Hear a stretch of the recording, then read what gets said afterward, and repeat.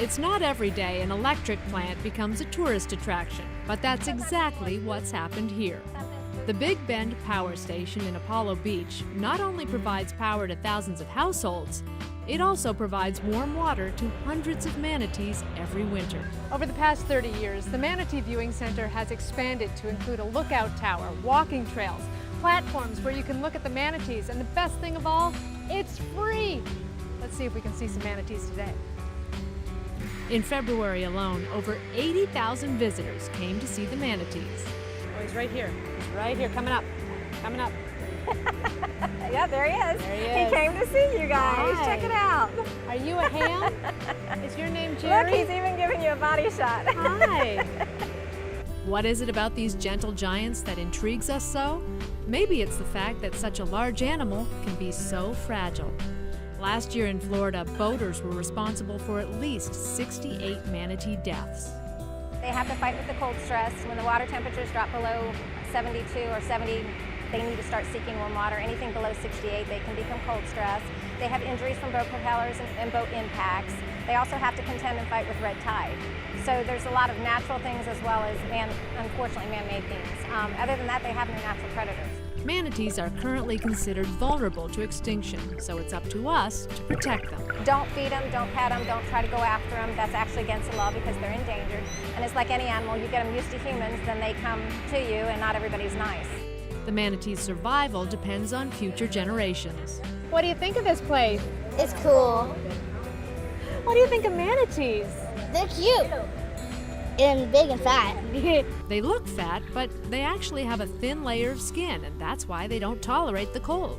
Looks like I have something in common with the manatees. According to this temperature gauge, the water here is almost 85 degrees, and that's about what I need to go into the Gulf of Mexico. I understand where you're coming from.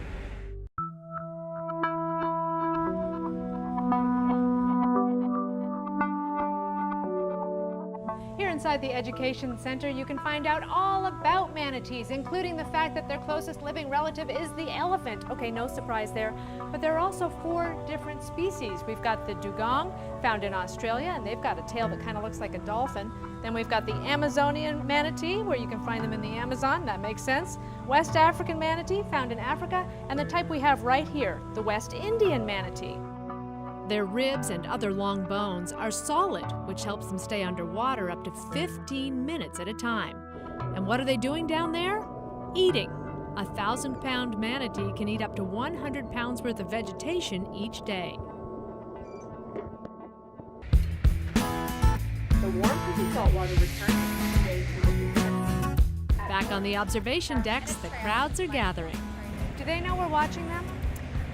I tend to think they do. How could you miss this? But then again, you don't know.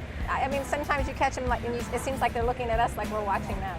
It's not only the manatees that like the warm water coming from the power plant.